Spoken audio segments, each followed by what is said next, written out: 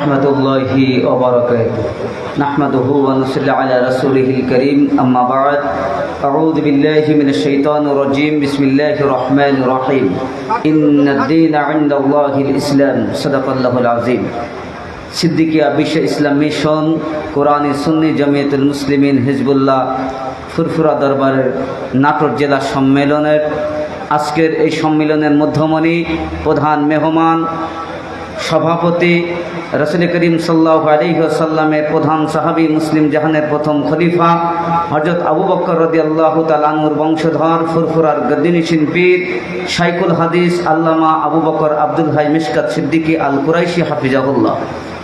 আজকে সম্মেলনে উপস্থিত আছেন আলহাজ হযরত মাওলানা খান মোহাম্মদ গোলাম মোস্তফা চাঁদ, কেন্দ্রীয় মুবাল্লিগ দরবারে ফুরফুরা।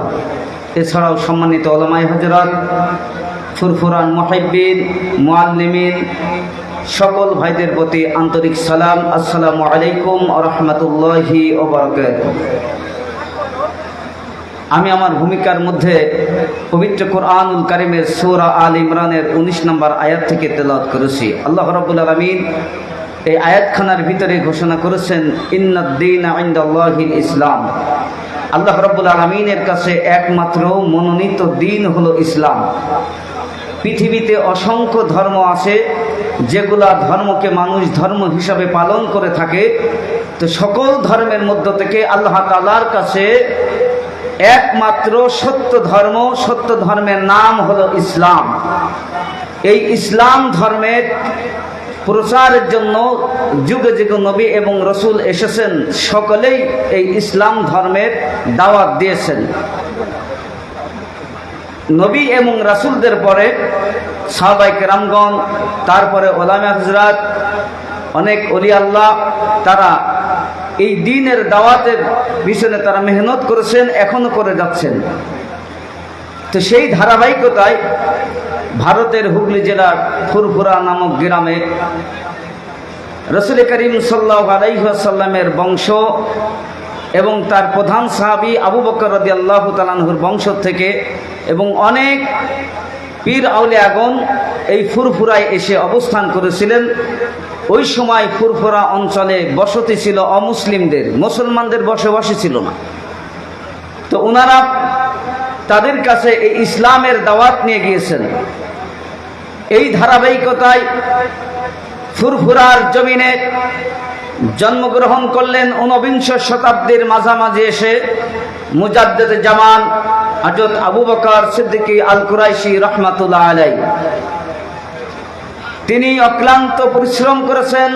তার মেহনতের ফলে তার সেই সময়টাকে বলা হয় স্বর্ণযুগ। কেন স্বর্ণযুগ বলা হয়? তিনি ওই সময় অসংখ্য মাদ্রাসা, মক্তব, খানকা প্রতিষ্ঠা করেছেন। উদ্দেশ্য একটি, এই সম্মেলন যে উদ্দেশ্যে আজকে করা হচ্ছে, যে মানুষদেরকে আল্লাহর দ্বীনের পথে ডাকার জন্য, ইসলামের পথে ডাকার জন্য, তাদের কাছে দাওয়াত পৌঁছানো এবং আল্লাহ সৃষ্টি যারা আছে তাদের হক আদায়ের জন্য। সেই উদ্দেশ্য করেই তিনি মাদ্রাসা প্রতিষ্ঠা করেছিলেন, খানকা প্রতিষ্ঠা করেছিলেন, মক্তব প্রতিষ্ঠা করেছিলেন। এমনকি আঞ্জুমানে ওয়াইজিন নামে তিনি প্রতিষ্ঠা করেছিলেন। উদ্দেশ্য একটি ছিল, এখন তো আমরা বাংলাদেশে দেখি অনেক মুফাসসির পরিষদ, মাজলিসুল মুফাসসিরিন, অনেকে বলে থাকেন যে এরকম কোরআনের তাফসীর তো অনেকে এর আগে করেন নাই, সংগঠন ছিল না। আসলে তাদের ইতিহাস জানা নাই। মুজাদ্দিদ জামান আবু বকর সিদ্দিক আল কুরাইশি রাহমাতুল্লাহ আলাইহি, তিনি মানুষের কাছে এই ইসলামের দাওয়াত নিয়ে যাবে, ওয়াজ করবে, এই জন্য তিনি এই সংগঠনটি তিনি প্রতিষ্ঠিত করেছিলেন আঞ্জুমানে ওয়াইজিন। তাদের লক্ষ্য উদ্দেশ্য কন্ট্যাক্ট করে মানুষদেরকে ওয়াজ শোনানো নয়, মানুষের কাছে আল্লাহর দ্বীনের কথা, এই বাণী প্রচার করা। তো মুজাদ্দিদ জামান আবু বকর সিদ্দিক আল কুরাইশি রাহমাতুল্লাহ আলাইহি, তার দ্বারা অসংখ্য মাদ্রাসা প্রতিষ্ঠিত হয়েছে। তার 60,000-এর মতো খলিফা ছিলেন। এই খলিফাগণও এই সমস্ত কাজ করেছেন, ইসলামের দ্বীনের পথে মানুষদেরকে আহ্বান করেছেন। তার উজ্জ্বল দৃষ্টান্ত হলো আজকে যে মাদ্রাসার মাঠে আমরা এই সম্মেলন করছি, আলোচনা করছি, আমরা যেটা শুনলাম, এই মাদ্রাসার সহযোগী হিসাবে একজন ছিলেন, তিনিও ফুরফুরার ছিলেন।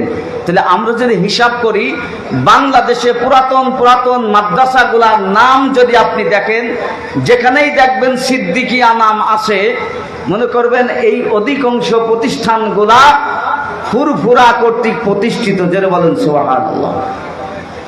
তাহলে তাদের অক্লান্ত পরিশ্রমের মাধ্যমে আজ আমরা দিন পেলাম, ইসলাম পেলাম। আমি আপনি মুফাসসির হতে পারছি, মুহাদ্দিস হতে পারছি, ফকিহ হতে পারছি। অথচ এই আলেমগুলাই আবার এই হুজুরদেরই আবার তাদের বিরোধিতা করছেন যে ওনারা তো খানকা প্রতিষ্ঠা করে ওখানে মুরিদ আর পীর মুরিদি নিয়েই আসেন, ওনারা তো ইসলামের কথা বলেন না, ইসলামের দাওয়াত দেন না। ভাই, গাদ্দারির একটা সীমা আছে, কি বলেন? গাদ্দারির একটা সীমা আছে। আপনাদেরকে বুঝতে হবে যে এই জন্য মুরব্বী থাকা দরকার। যার মুরব্বী নাই, যার শিক্ষক নাই, তার শিক্ষক হলো শয়তান। এই জন্য যাদের শিক্ষক নাই, মুরব্বী নাই, ওদের কথাবার্তা ঠিক থাকে না। ইসলামের দাওয়াত যখন আমি আপনি দিতে যাব, তখন আমাদেরকে মনে রাখতে হবে যে ইসলামের দাওয়াত দেওয়া একজন মুসলমানের কাছে সহজ, কিন্তু একজন অমুসলিমের কাছে ইসলামের দাওয়াত দেওয়া সহজ না কঠিন? অনেক কঠিন। আপনি একজন মুসলমানকে বলতে পারবেন, ভাই আসেন নামাজ পড়ি, ভাই আপনি গুনার কাজ ছেড়ে দেন, কিন্তু একজন অমুসলিমের কাছে আপনি যে বলতে পারবেন, ভাই আসেন নামাজ পড়ি, তাকে আপনাকে আগে ইসলাম ধর্মটাকে বোঝাতে হবে, ঠিক কিনা বলেন? ইসলাম ধর্মের জ্ঞান তাকে দিতে হবে। অথচ আমার আপনার মতো অনেক আলেম আছেন যারা এই বিধর্মীদের কাছে, ইসলাম ছাড়া অন্য ধর্ম যারা পালন করে তাদের কাছে যে বলছে, স্লোগান দিচ্ছে যে হিন্দু মুসলিম ভাই ভাই। নাউজুবিল্লাহ। আপনি কি করলেন হাদিসটারে? হাদিসের ভিতরে আছে আল মুসলিম ও আকুল মুসলিম, একজন মুসলমান আর একজনের মুসলমানের ভাই। তো আপনি যে একজন শিরিক করে, যে মূর্তি পূজা করে, তাকে আপনি কিভাবে ভাই হিসাবে স্বীকৃতি দিলেন? কুরআনুল কারীমের মধ্যে আল্লাহ রাব্বুল আলামিন ঘোষণা করেন যে একজন মুমিন কখনোই একজন অমুসলিমকে, মুশরিককে কখনোই বন্ধু হিসাবে গ্রহণ করতে পারে না। সম্মানিত উপস্থিতি, আমাদেরকে বুঝতে হবে যে আমি আজকে দুনিয়ার স্বার্থে যদি আমার ইমান বিক্রি করে ফেলি, তাহলে আপনি কিসের দাওয়াত দিচ্ছেন ইসলামের? মুজাদ্দিদে জামান আবু বকর সিদ্দিক আল কুরাইশি রাহমাতুল্লাহ আলাইহি, তিনি এই দাওয়াতটাই মুসলিমদের কাছে দিয়েছেন যে আল্লাহর পক্ষ থেকে একমাত্র সত্য ধর্মের নাম হলো ইসলাম। এই ইসলাম ধর্ম মেনে চলেন, আর মানুষের যে হক অধিকার, সেই অধিকার আদায় করেন। ভাইরা আমার, অনেকে বলে দরবারে ফুরফুরা, এই দরবারে ফুরফুরা পীর মুরিদি নিয়ে এরা ব্যস্ত না। ওনারা বলেন ওনারা কোরআন সুন্নাহ ওইভাবে মানে না। ভাই, আপনি ইতিহাস জানেন না, যার কারণে আপনি কথাগুলা বলে থাকেন। ওসিয়তনামার ভিতরে আছে মুজাদ্দিদে জামান আল কুরাইশি রাহমাতুল্লাহ আলাইহি, তার ওসিয়তনামার ভিতরে বলেছেন, আমার যদি কোনো খলিফা, আমার যদি কোনো মুরিদ কোরআন সুন্নাহর বাইরে যদি কোনো কিছু আবিষ্কার করে, কোনো কিছু তৈরি করে, আপনারা তার কথা মানবেন না, তার কাছে মুরিদ হবেন না। ও আমার মুরিদ না, ও আমার খলিফা না। তাহলে কোরআন সুন্নাহর বাইরে ফুরফুরা দরবার না। ওসিয়তনামার ভিতরে স্পষ্ট করে বলা হয়েছে, আপনারা কোনো পূজার কাছে যাবেন না, মূর্তি পূজা যেখানে করা হয় সেখানে যাবেন না, এবং মূর্তি পূজাদের কোনো প্রকার সহযোগিতা করবেন না, করলে গুনাহ হবে। স্পষ্ট ওসিয়তনামার ভিতরে আছে। কেন? হাদিস শরীফের ভিতরে বলা হচ্ছে, যেই জায়গায় মূর্তি পূজা করা হয় ওই জায়গায় আল্লাহর পক্ষ থেকে গজব নাজিল হয়, সুতরাং তোমরা ওই জায়গায় যেও না, কারণ ওই জায়গায় গেলে তোমাদের উপরেও গজব নাজিল হবে। তাহলে আমি আপনি রাষ্ট্রীয়ভাবে একজনের দায়িত্ব থাকলে সে থাকতে পারবে, ব্যক্তিগতভাবে কোনো ব্যক্তি টাকা দিয়া তাদের সমর্থন করতে পারবে না, সহযোগিতা করতে পারবে না। এটা একজন খাঁটি ইমানদার মুসলমানের দায়িত্ব। সম্মানিত ইমানদার দিনদার ভাইরা আমার, তো আমরা আজকে এখানে এসেছি, আমরা শিক্ষাকে নিয়ে যাব। আমাদের শিক্ষা নিয়ে যেতে হবে যে আমাদের একমাত্র সত্য ধর্মের নাম হলো ইসলাম। এই ইসলাম ধর্মকে মেনে আমার আপনার জীবন গঠন করতে হবে। এবং আমার আপনার প্রজন্ম যেন এই ইসলামের পথেই থাকে, এই জন্য হক দরবারের সাথে সম্পর্ক রাখতে হবে। দরবার টাকা পয়সা লুটার জন্য দরবার না, দরবার হলো আমার একজন জাহান্নামী বান্দাকে জান্নাতি বানানোর কারখানা। আমরা যারা মুরব্বীরা আছি জানেন, আগে অনেক ধনী ফ্যামিলিতে খানকা থাকতো বাড়ির সামনে। খানকা কেন? মানুষ ওখানে ওঠা বসা করবে। আমাদের হুজুরা খানকা কেন প্রতিষ্ঠা করেছেন?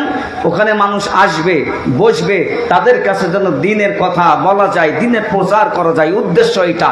খানকা মানে ব্যবসা বাণিজ্য করা নয়।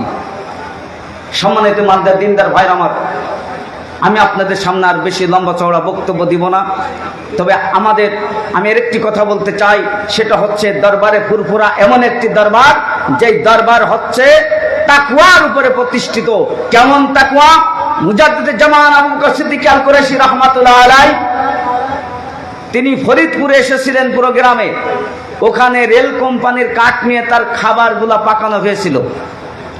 হুজুর যখন জানতে পারলেন তার খাবারটা রেল কোম্পানির কাঠ দিয়ে পাকানো হয়েছে, হুজুর তাদেরকে ডেকে বললেন, রেল কোম্পানির কাঠ দিয়ে আমার খাবার পাকানোর জন্য কোম্পানি দেয় নাই, এই খাবার খাওয়াটা আমার জন্য হারাম হবে। সাথে সাথে ওনারা টাকা দিয়ে খড়ি কিনে এনে খাবার রান্না করেছেন।